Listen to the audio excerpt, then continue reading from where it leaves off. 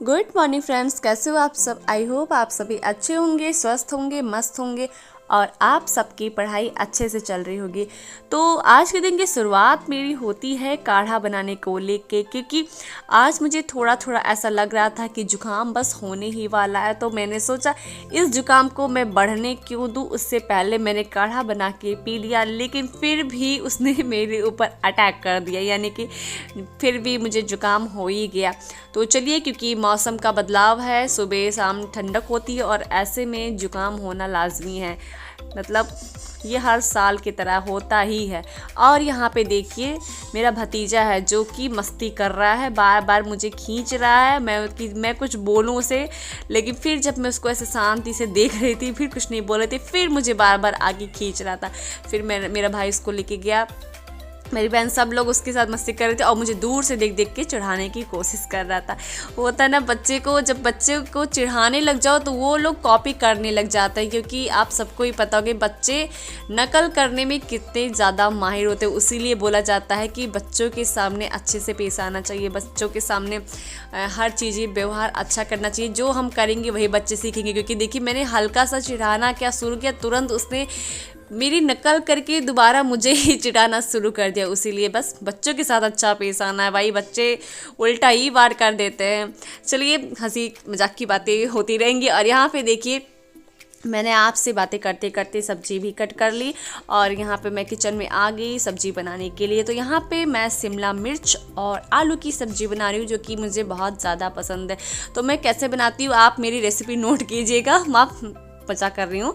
मतलब इसको बनाती कैसे हूँ, मैंने इसमें लहसुन फिर मिर्चा मेथी का और जीरा का तड़का देने के बाद से मैंने इसमें प्याज और टमाटर को काट कर इसी शिमला मिर्च आलू में डाल के और फिर ऊपर से मसाले, मैं तो मैगी मसाला का यूज़ करती हूँ, मुझे बहुत टेस्टी लगता है।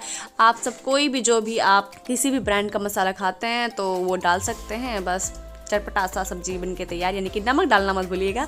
और यहाँ पे देखिए फिर सब्जी बनाने के बाद मैं नाश्ता करने चली आई। मेरी बहन बनाई थी पोहा, तो नाश्ते में मैंने खाया पोहा। और यहाँ पे फिर किचन में मैं आ गई काम करने के लिए। देखिए कितना काम करना पड़ता है, क्योंकि यहाँ पे आज सुबह सुबह मुझे बहुत अच्छा फील हो रहा था। इसलिए क्योंकि सुबह का काम जब आपका जल्दी होने लगता है तो फिर आप अच्छा महसूस करते हैं, क्योंकि पढ़ने का जो समय है ऐसा लगता है कि आपके लिए बढ़ गया है। तो बस उसी खुशी के साथ मैं यहाँ पे फटाफट से अपना काम जो है निपटाने की कोशिश कर रही थी।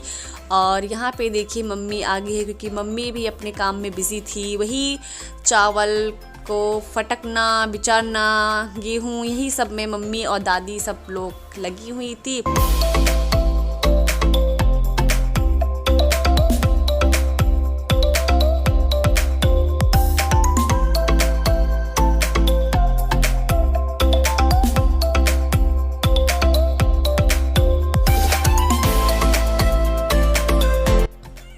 तो यहाँ पे मैं आ गई हूँ रोटी बनाने के लिए और मेरा खाना आधा कंप्लीट हो चुका था, तो बस रोटी बनानी बाकी थी। क्योंकि आज सुबह के 10:30 बजे तक मेरा खाना कंप्लीट हो चुका था।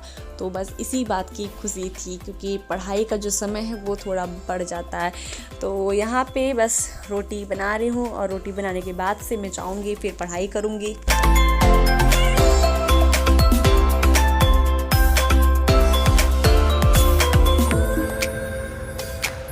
और यहाँ पे देखिए मैं आ गई हूँ अपने बाल को सुलझाने के लिए, क्योंकि सुबह मैंने बाल धुल के नहाया था और ऐसे में बाल बहुत ज़्यादा उलझे हुए थे। तो मैंने सोचा फटाफट से इन बालों को अच्छे से सुलझा लेती हूँ। और आजकल तो बाल इतने ज़्यादा टूट रहे हैं कि मैं क्या, आप सब बताइए कोई घरेलू नुस्खा या फिर कोई भी तेल बताइए जिससे बाल मेरे ना टूटे। इसमें बहुत ज़्यादा आप देख सकते हैं, इतने ज़्यादा, ये तो कम है, इससे भी बहुत ज़्यादा बाल मेरे टूट रहे हैं। तो आप सब कमेंट में ज़रूर बताइएगा। तो यहाँ पे उसके बाद मैं आ गई हूँ पढ़ाई करने के लिए। तो हेलो गाइस, अभी बज रहे हैं सुबह के 11:15। तो अब मैं अपनी पढ़ाई स्टार्ट करूंगी और 11:15 से मैं दोपहर के 1 बजे तक अपनी पढ़ाई जारी रखूंगी। तो यहाँ पे चलिए आपसे पढ़ाई करने के बाद मिलते हैं।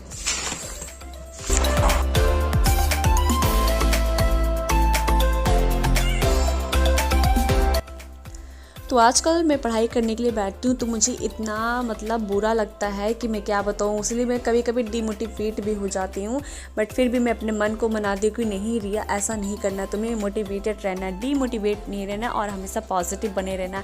क्योंकि आजकल आप सब देख ही रहे हैं कि गवर्नमेंट मतलब बच्चों के लिए कुछ कर ही नहीं रही है, कोई वैकेंसी नहीं निकाल रही है। अब यहाँ पे आप यही देख लीजिए, टीजीटी पीजीटी का 2022 में फॉर्म फिलअप कराया गया था, जो कि आप जाके नोटिस जारी किया गया। वो भी उसमें कंफर्म मतलब बता तो दिया गया है कि दिसंबर या जनवरी में पेपर कराएंगे, लेकिन उसमें प्रस्तावित करके बता तो दिए हैं, लेकिन अभी एकदम समझ लीजिए एकदम रियल तरीके से मुझे तो नहीं लग रहा है कि कराएंगे भी कि नहीं कराएंगे। क्योंकि अब तो यूपी का कोई भी एग्ज़ाम अगर ऐसे में कैलेंडर कुछ भी जारी किया जाता तो ऐसे में मुझे विश्वास ही नहीं पड़ता है।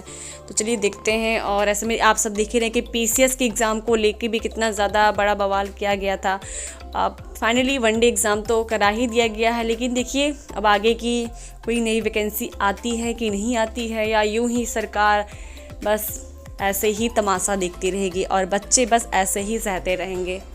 तो यहाँ पे दोपहर की 2 बज चुके थे और हम सब खाना खाने के बाद से चले आए थे छत पे धूप लेने के लिए, क्योंकि नीचे बहुत ज़्यादा ठंडी लग रही थी। क्योंकि नवंबर का महीना चल ही रहा है और ऐसे में ठंडक धीरे धीरे बढ़ने लगी और ऐसा भी बताया जा रहा है कि इस बार बहुत ज़्यादा ठंडी होने वाली है। वैसे पिछले बार भी ठंडी बहुत थी और ऐसा हर साल बताया भी जाता है कि इस साल ठंडी होगी, हर साल तो यही बताया जाता है। तो चलिए देखते हैं कि ज़बरदस्त वाली ठंडी होती है कि नहीं होती है।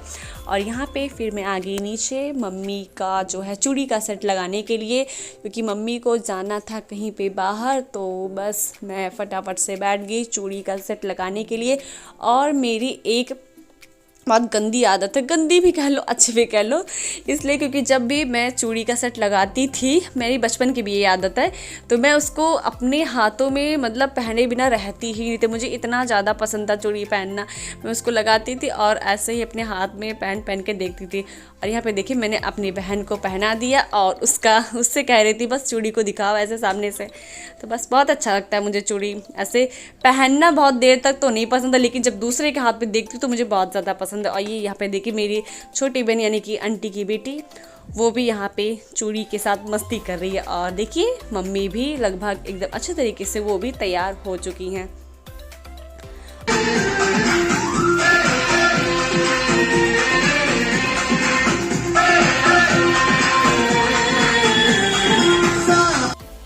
तो यहाँ पे मेरा भतीजा था जो कि बम बम बोले पे डांस कर रहा था और उसको बहुत मज़ा आ रहा था। तो आज का ब्लॉग पसंद आया तो वीडियो को लाइक कीजिएगा और चैनल को सब्सक्राइब करना मत भूलिएगा।